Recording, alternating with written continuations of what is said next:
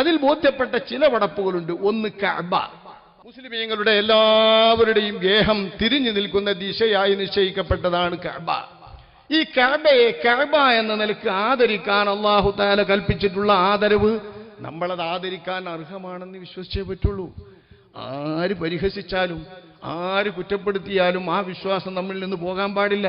ഞാനിത് പറയുമ്പോൾ ഇസ്ലാം എന്നത് ചർച്ചയെക്കുറിച്ച് കേൾക്കുമ്പം തന്നെ പ്രസംഗത്തിൽ കാര്യമായിട്ട് ഇസ്ലാമിനെ കുറിച്ച് ഉയർന്നു വരുന്ന ആരോപണങ്ങളെക്കുറിച്ചൊക്കെ ഇക്കാര്യം ഇപ്പോൾ കാര്യമായിട്ട് പറയാൻ.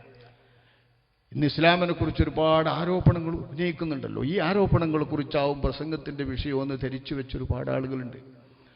അങ്ങനെ മനസ്സിലാക്കുന്നവരുണ്ട്. പക്ഷേ വിശ്വാസം, ആചാരം, സംസ്കാരം നമ്മൾ കൊടുത്തിട്ടുണ്ട്. അതൊന്നും പെട്ടെന്ന് തോന്നൂല. ഇതിലൊക്കെ വിമർശന വിധേയമായത് മാത്രം പറയാം.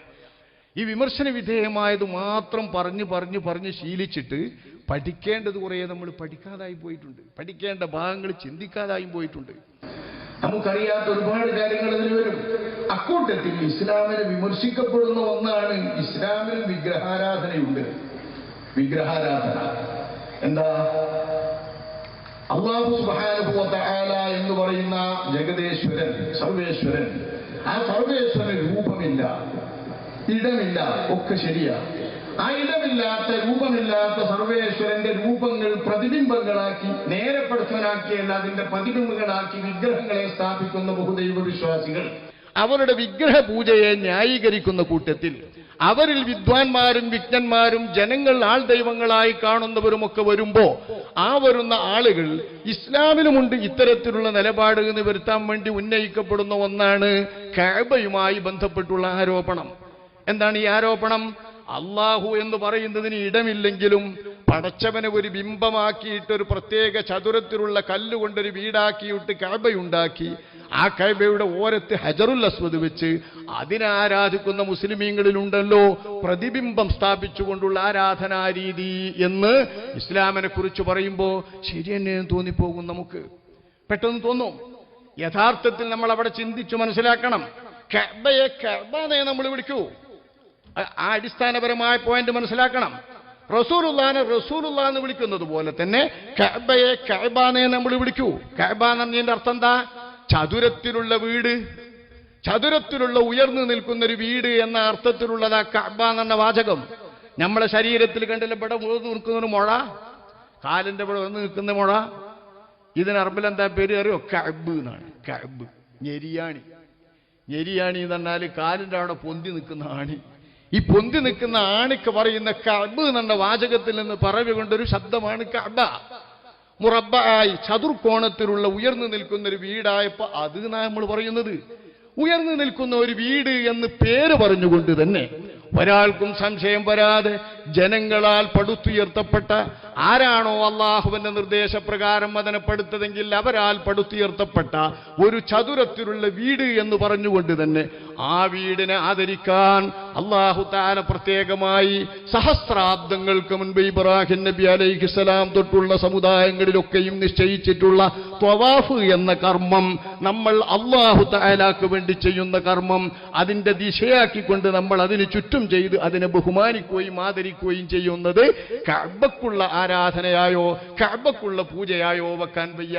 കാരണം കഅബയെ നമ്മൾ ഇലാഹാക്കിയിട്ടില്ല. ഇലാഹാക്കാതെ നമ്മൾ കഅബക്ക് ചുറ്റും വലം വെക്കുന്നുണ്ട്.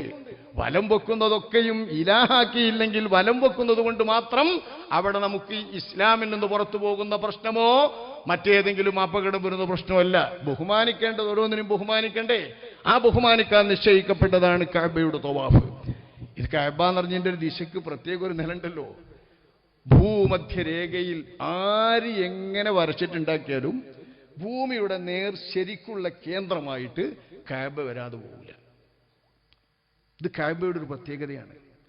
അല്ലാഹു സുബ്ഹാനഹു വ തആല നിശ്ചയിച്ച അതേ ബിന്ദുവിൽ അതേ വിധാനത്തിലാണ് ഇബ്രാഹിം നബി അലൈഹിസ്സലാമിനെ കൊണ്ട് കൃത്യമായത് പടുത്തുയർത്തിയതെന്നും അതിൻ്റെ അടിസ്ഥാനപരമായ തറ ആദം നബി അലൈഹിസ്സലാമിൻ്റെയും മുൻപ് മലക്കുകളാൽ ഉണ്ടാക്കപ്പെട്ടതാണ് എന്നൊക്കെയാണ് നമ്മൾ വിശ്വസിക്കുന്ന ചരിത്രം. ഈ ചരിത്രം യാഥാർത്ഥ്യമായി തന്നെ നമുക്ക് പുലരും. ആരൊരാൾ ഭൂമിയെ ഏതെങ്കിലും നിലക്ക് അളന്നുകൊണ്ടുള്ള രേഖകൾ തയ്യാറാക്കട്ടെ, എങ്ങനെ തയ്യാറാക്കിയാലും നേരെ കൃത്യം ഭൂമിയുടെ കേന്ദ്രബിന്ദുവായി മധ്യയായി കഅബ വരാതിരിക്കില്ല. അപ്പൊ എല്ലാ ഭാഗത്തു നിന്നുള്ളവരും ഏത് ദിക്കിൽ നിന്നുള്ളവരും കിഴക്കോ പടിഞ്ഞാറോ അസ്തമയ സ്ഥലമോ അല്ലെങ്കിൽ ഉദയസ്ഥലമോ അപ്പുറപ്പുറം പോകുന്ന തെറ്റുന്ന സ്ഥലമോ നോക്കിയിട്ട് 4 ദിക്കുകൾ നോക്കിക്കൊണ്ടാരും ദിശ നിശ്ചയിക്കേണ്ട, 4 ദിക്കിലുള്ളവരും തിരിയട്ടെ ഈ ദിശയിലേക്ക് എന്നതാണ് ഇസ്ലാമിന്റെ ഏകീകരണത്തിന്റെ ചിഹ്നമായി ഇബാദത്തുകളിലെല്ലാം ഒരേ ദിശയിലേക്ക് തിരിയുന്നതിന്റെ ഭാഗമായി അള്ളാഹു നിശ്ചയിച്ച നിസ്കാരത്തിന്റെ ഖിബില. ഈ ഖിബലയിലേക്ക് തിരിയുന്നത് അല്ലാഹു തആല ഉമ്മത്ത് മുസ്ലിമത്തിന് വഇന്ന ഹാദിഹി ഉമ്മത്തുക്കും ഉമ്മത്തും വാഹിദ, ഇതൊരു ഏക സമുദായമാണ്.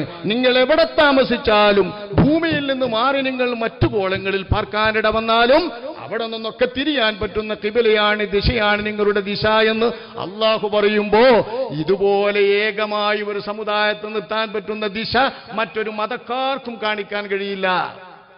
കിഴക്കോട്ട് ദിശ തിരിയുന്നവർക്ക് കിഴക്ക് കിഴക്ക് തന്നെ നോക്കിയെടുക്കണം. അപ്പൊ എല്ലാവരും കൂടി തിരിയ പല ഭാഗത്തേക്കാവും.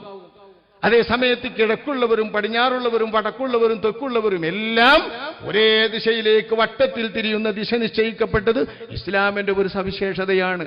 ആ സവിശേഷത അതേ രീതിയിൽ നിലനിർത്തുകയല്ലാതെ മുഹമ്മദ് മുസ്തഫ തങ്ങളിൽ നിന്ന് പഠിപ്പിക്കപ്പെട്ട അതേ രീതിയിൽ അതിനെ ആദരിക്കുകയല്ലാതെ ആ ആദരവ് കൊണ്ട് ഒരാൾക്കും തൗഹീദോ ഈമാനോ തകരില്ല. കാരണം അള്ളാന്റെ സൃഷ്ടികളിൽ വെച്ച് കഅബ എന്ന ദിശ എന്ന് അള്ളാഹ് നിശ്ചയിച്ച ഖിബില എന്ന നിലക്ക് അല്ലാഹു തആല ആദം നബി മുതൽക്ക് നിശ്ചയിക്കപ്പെട്ട മനുഷ്യരാശിയുടെ ഖിബില എന്ന ആദരവ് അള്ളാഹു നൽകിയതിന്റെ ആദരവ് നമ്മൾ അംഗീകരിക്കണമല്ലോ. ഇത് അള്ളാന്റെ റസൂലിലൂടെ അറിയപ്പെട്ട വിവരമാണ്, അംഗീകരിക്കണം.